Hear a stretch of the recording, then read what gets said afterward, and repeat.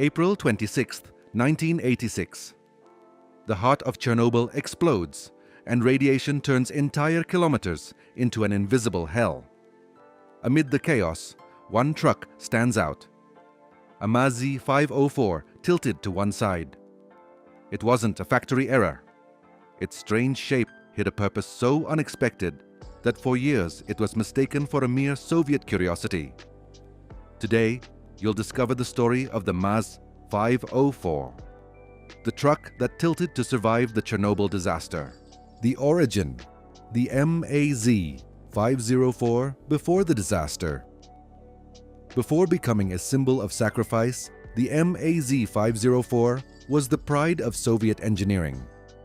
Manufactured by the Minsk automobile plant, MAZ, in the late 60s, this tractor-trailer was born to conquer the longest roads of the socialist bloc and beyond.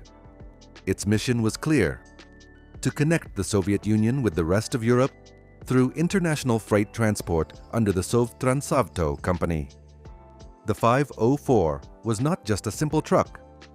It was a steel titan with a roaring heart. A YAMZ 238 V8 diesel engine with 14.9 liters and 240 horsepower, coupled with a 5-speed manual transmission. It could reach 85 kilometers per hour, an impressive feat for a vehicle of its size and era.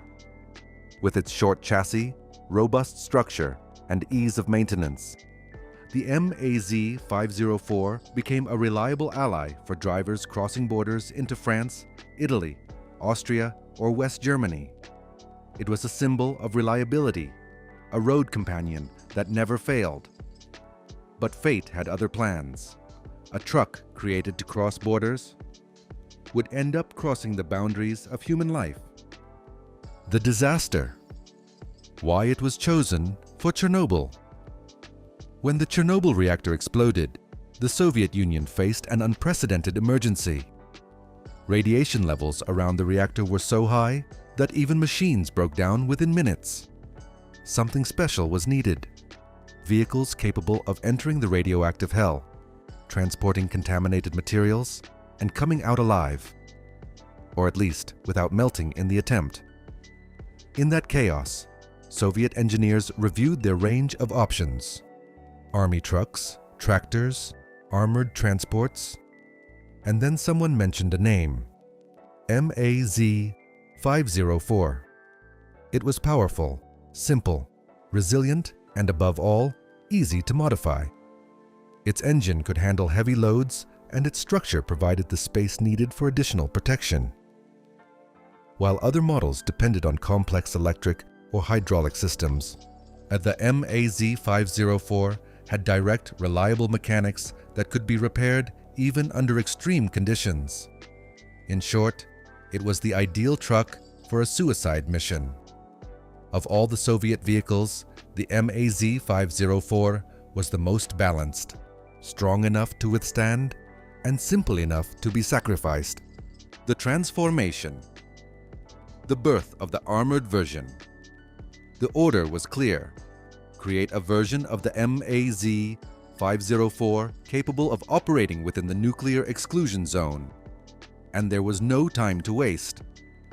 At the experimental workshop number 1 of the Minsk automobile plant, a race against time began. The engineers had no blueprints, no exact specifications, no suitable materials. They only knew they needed to build a cabin that could withstand radiation. First, they completely dismantled the truck's interior.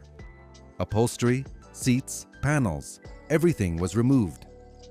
In their place, they built a hermetic lead capsule with walls between 10 and 15 millimeters thick. The original windows were replaced with 100 millimeter armored glass, and a pressurized filtration system from the UAZ-24 military vehicle was installed on the roof. Designed to keep clean air inside the cabin and prevent radioactive dust from entering.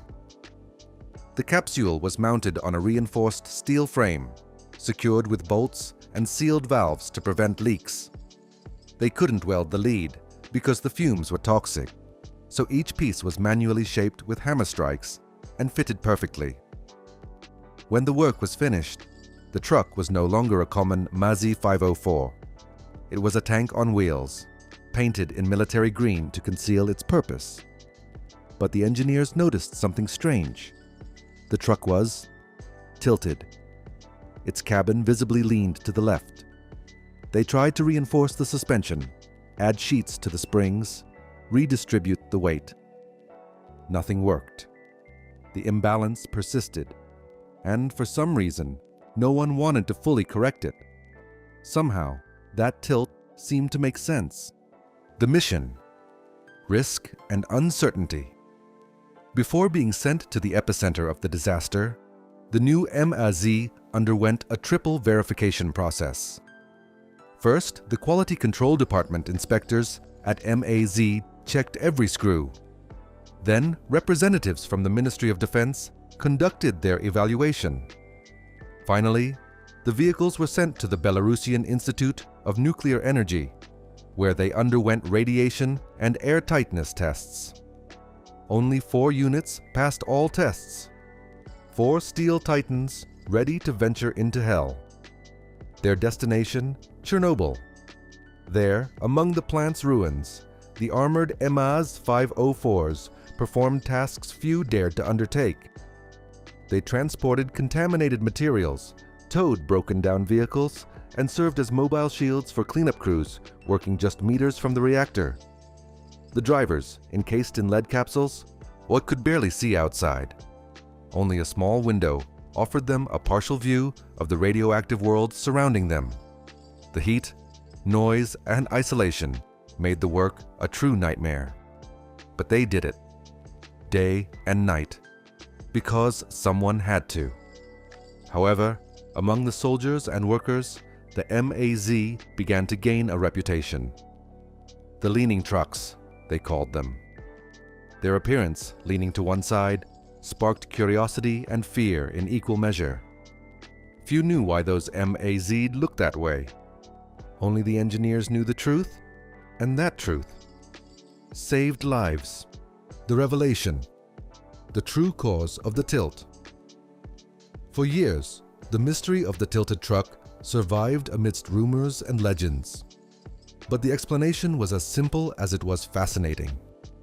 The lead capsule, weighing over 3 tons, was installed on the left side of the cabin, right where the driver sat. Why? Because the most dangerous operations in Chernobyl were carried out with the main radioactive focus located on the vehicle's right side. The shielding had to protect the driver from that side. Therefore, the lead was concentrated on the truck's left side, reinforcing its lateral and the floor beneath the seat. In addition, the MAZ's engine was already mounted slightly to the left, which further increased the imbalance. The suspension, although reinforced with additional leaves, couldn't compensate for such a load. What the result? A permanent tilt to the left. A detail that, to the untrained eye, seemed like a flaw, but was actually a calculated decision. This tilt was not only uncorrected, it was maintained on purpose. Because, in case of direct exposure, every centimeter of lead between the driver and the reactor could mean the difference between life and death. The MAZ-504 wasn't bent by mistake. It was tilted by design. Because the weight it carried wasn't just lead. It was the weight of an impossible mission. The legacy of the tilted truck. The 4 armored MAZ-504s fulfilled their mission in Chernobyl. None survived the passage of time or the level of contamination they absorbed. After the operations, they were abandoned in the machinery graveyards of the exclusion zone, along with helicopters, tanks, and excavators turned into radioactive scrap. Today, not a single one remains. Only blurry photographs and the testimonies of those who saw them work amidst the gray dust and the reactor's smoke. But their story endures. Because the tilted MAZ-504 was not just a cargo vehicle. It was a capsule of courage, an improvised tool that symbolized the bravery and sacrifice of an entire generation. While many fled the disaster, these trucks moved directly towards it, tilted, heavy, silent, and as if they leaned not due to the weight of the lead, but out of respect for the tragedy surrounding them. The MAZ-504 was the reflection of an era where engineering was not perfect, but brave, where each screw was tightened with fear, but also with hope. And although none remain standing today, their story still reminds us of something fundamental, that even a machine can bow to danger, but never to fear. The MAZ-504, the truck that leaned to survive Chernobyl. If the story of the MAZ-504 and its courage in the face of the impossible has impressed you, give it a like, subscribe, and turn on the notification bell to not miss more tales of heroes on wheels. See you in the next video, where we'll discover new machines that challenge danger and bowed only to the greatness of their mission.